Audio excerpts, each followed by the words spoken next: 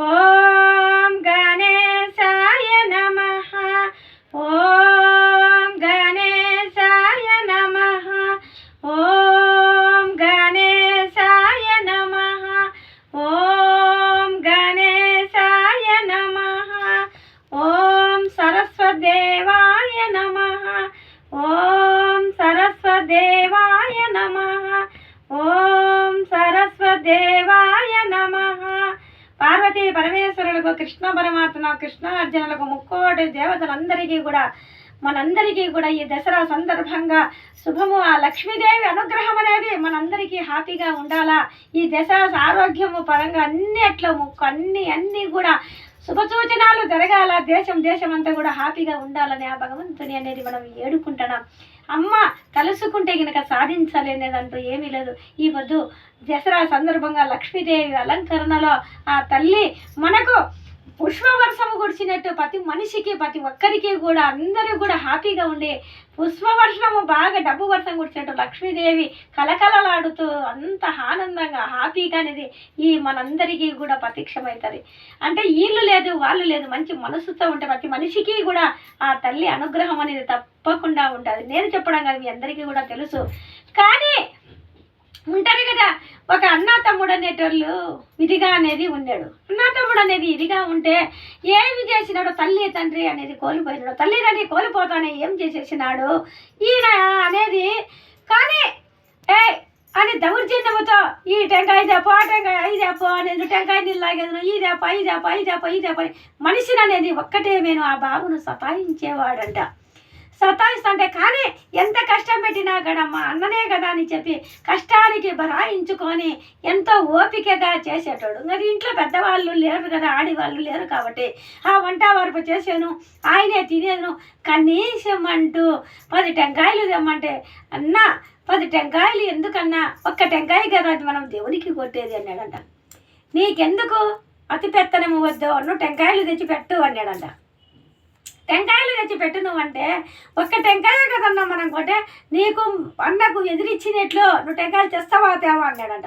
సరేలే అన్న అని చెప్పి 10 టెంకాయలు మోసుకొని ఇంటికి వచ్చి విధి చేస్తే ఆ 10 టెంకాయలలో ఆ కొబ్బరికాయలు కొట్టుకొని మొత్తం నీళ్ళని తాగి తమ్ముడికి అనేది ఒక్క సుక్క వీయకుండానే క్లీన్ చేసేసినాడంట.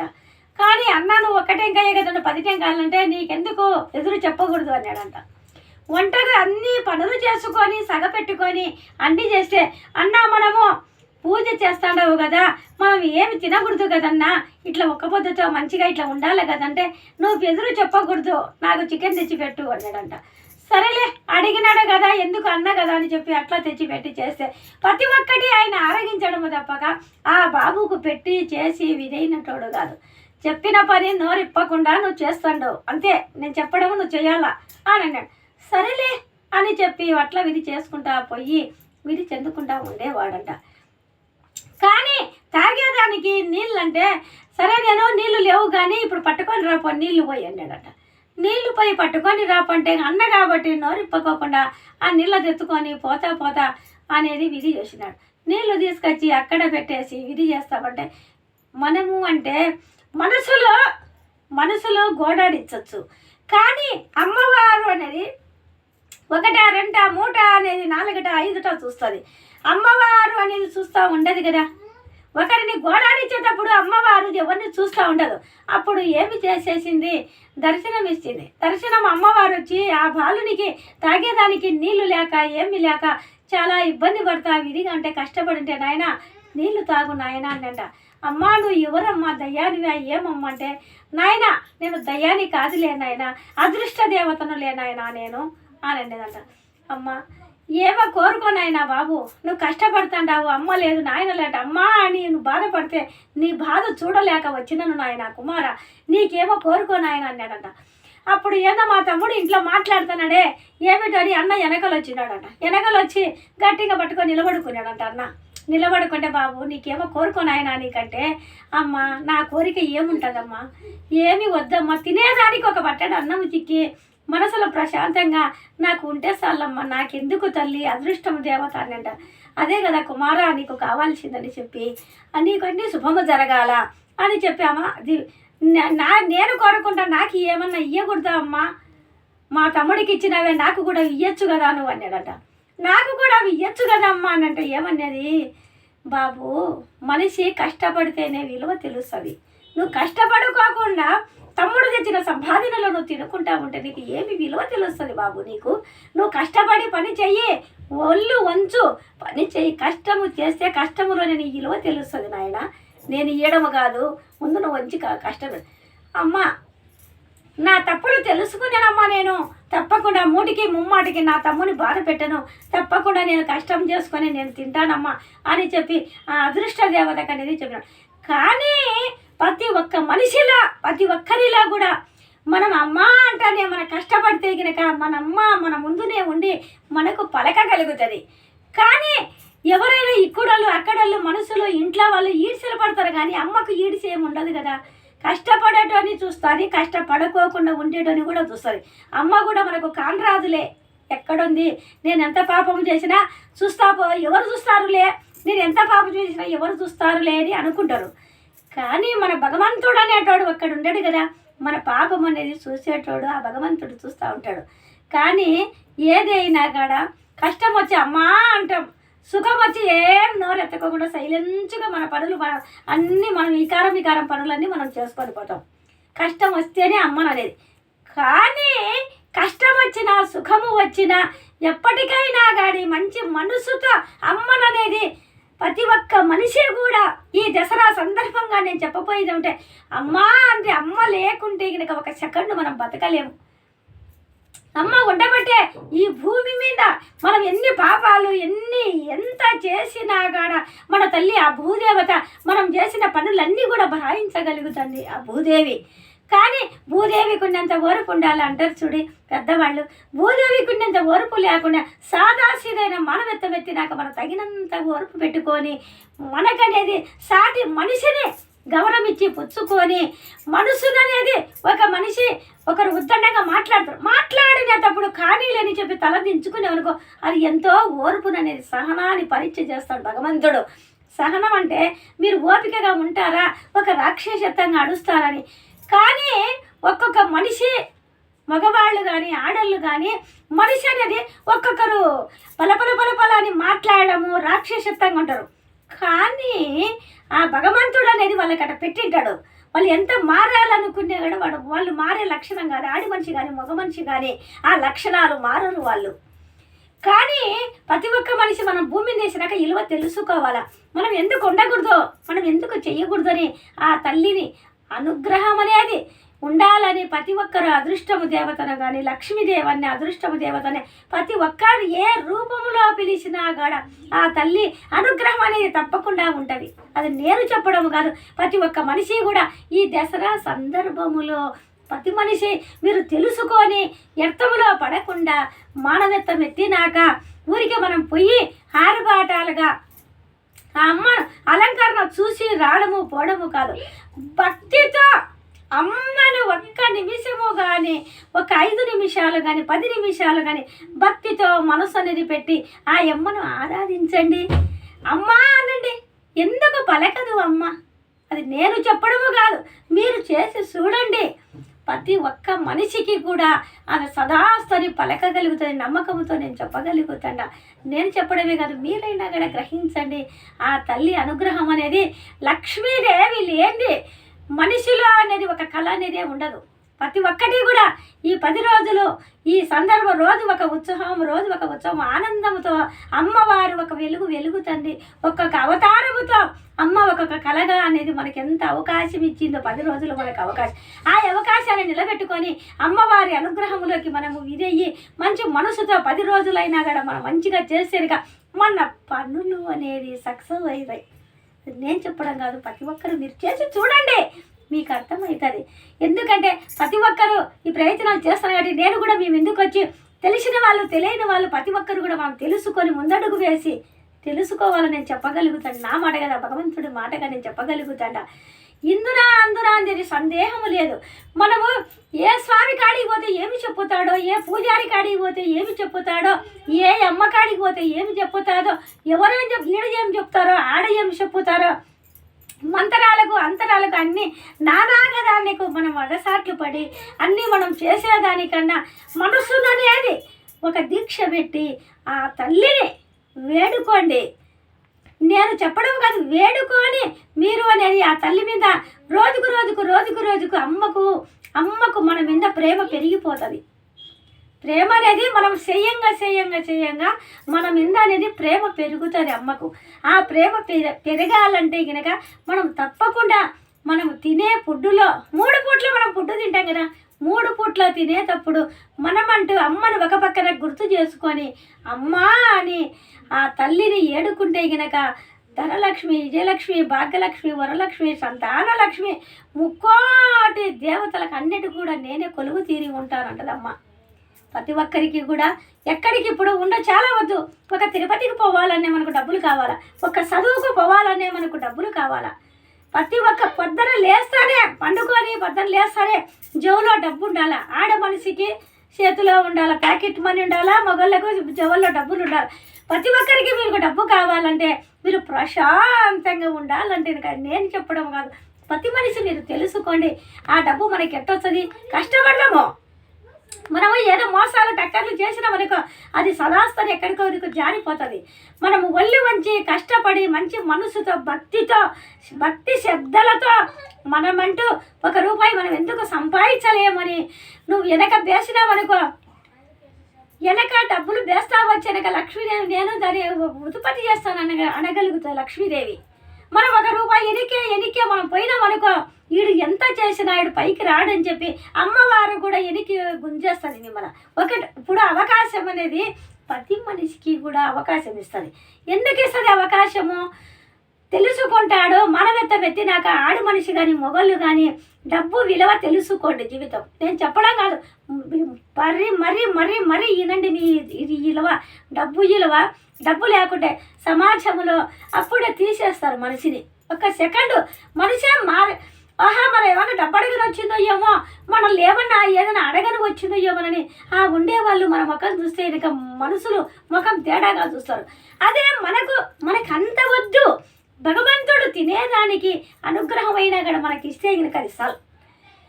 డబ్బు లేని వాళ్ళను ఒక రకంగా చూస్తారు, డబ్బు ఉండే వాళ్ళను ఒక రకంగా చూస్తారు. ఇది మానవత్వం. కానీ మన అమ్మ అట్లా చూడదుగా. డబ్బు ఉన్నా లేకున్నా ఆ తల్లి మనకు పరీక్ష పెట్టింటది. ఆ పరీక్ష పెట్టడం ఎందుకు? దిక్కుతాడా లేదా ఆడి మనిషి కానీ మగ మనిషి కానీ మనకు అవకాశం ఇస్తాడు భగవంతుడు. అవకాశాన్ని నిలబెట్టుకునేదానికి ఒక అవకాశం ఇచ్చి నిలబెట్టుకోవాలి మనం. అది మన చేతల్లో ఉంది. కానీ డబ్బునంటే కేర్లెస్ లేకుండా చేయడము, డబ్బునంటే విలువ లేకుండా చేయడము, మనము డబ్బుతో సెలగాటాలని అదే ఆడుకోకూడదు. ఎప్పటికైనా మనకి అనకవగా ఖర్చు ఎక్కడ పెట్టాలా ఎక్కడ పెట్టకూడదు అని ఎట్లా దాచుకోవాలని ఆ తల్లిని ఎంత మనం పవిత్రంగా మనం చూసుకోగలిగితే కనుక ఎందుకమ్మా మేము ఇట్లా డబ్బుల గురించి ఎందుకమ్మా ఇట్లా చెప్పుతున్నాం అంటే ఆ లక్ష్మీదేవి అనేది అంత చెప్పగలుగుతుంది మనకు. మీరు ఇట్లా ఉంటే కనుక నేను తప్పకుండా మీ ఇంట్లో నేను కొలువు తీరి ఉంటాను, నేను తప్పకుండా 3 మీ ఇంట్లో నేను కొలువు తీరుతానని అంటుంది.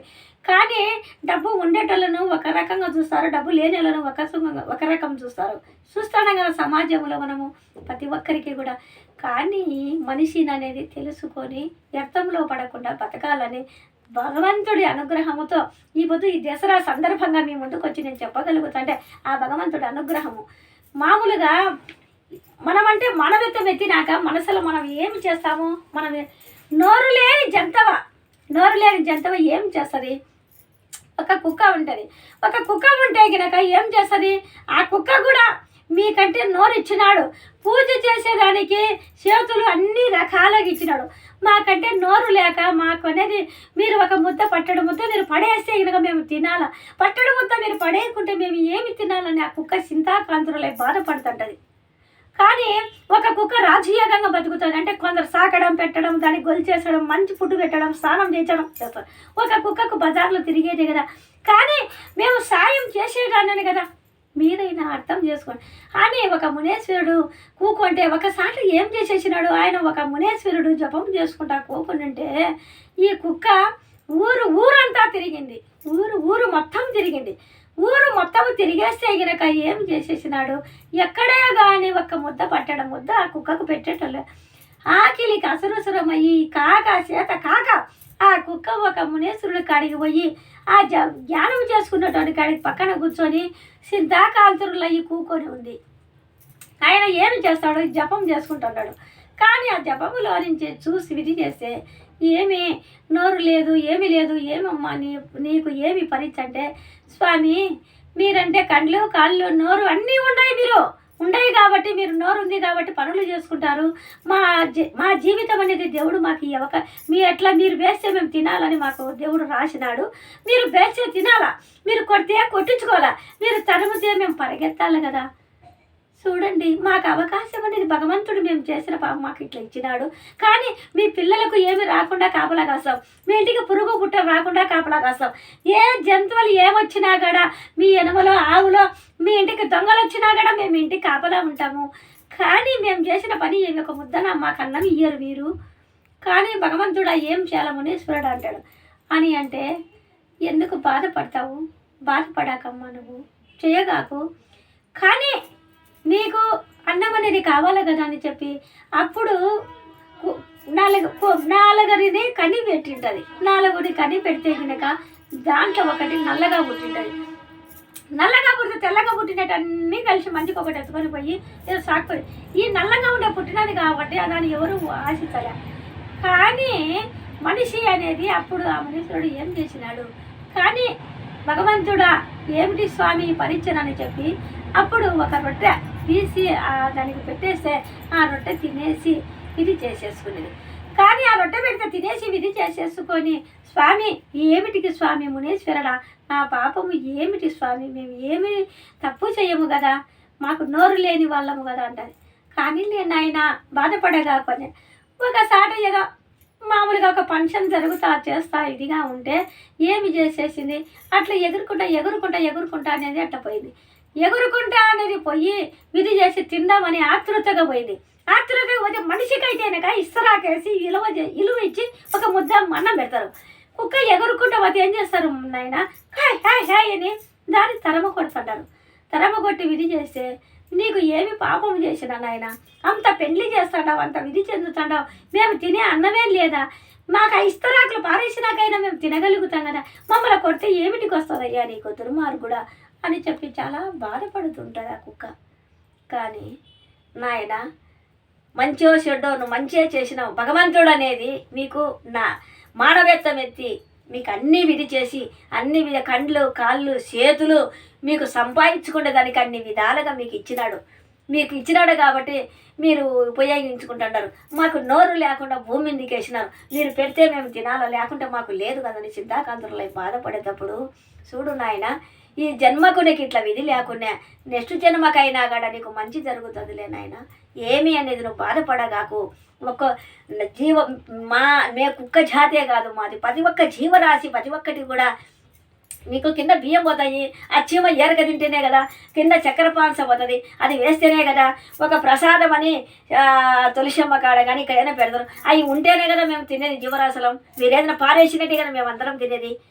కానీ నేలన పోయే నల్ల జీవతో కానించి ఆ జీవరాశులకు అన్నిటికి కూడా భగవంతుడు అనేది ఏడో ఒకసాట కల్పిస్తాడు, సదాస్తని కనిపిస్తుంది. ఆ అమ్మ భూమి మీద వేసినాక కలిపియకుండా ఎట్లా ఉంటుంది. కాబట్టి మనిషి అనేది నోరు ఇచ్చినాడు కాబట్టి మనం అన్నీ మాట్లాడతాం, అన్నీ తింటాము. భగవంతుని అనేది ఒక పక్కన సన్నిధిలో మీరు ఒక వైపున పెట్టుకొని ఉండండి. ప్రతి ఒక్క మనిషి లైఫ్ జీవితం అనేది ఎల్లకాలం మనం ఇక్కడ ఉండేదానికి లేదు, పుట్టినాక గిట్టాక తప్పదు. కాబట్టి ఆ అమ్మవారి అనుగ్రహం అనేది ఉండి ప్రతి ఒక్కరు కూడా హ్యాపీగా పోవాలి.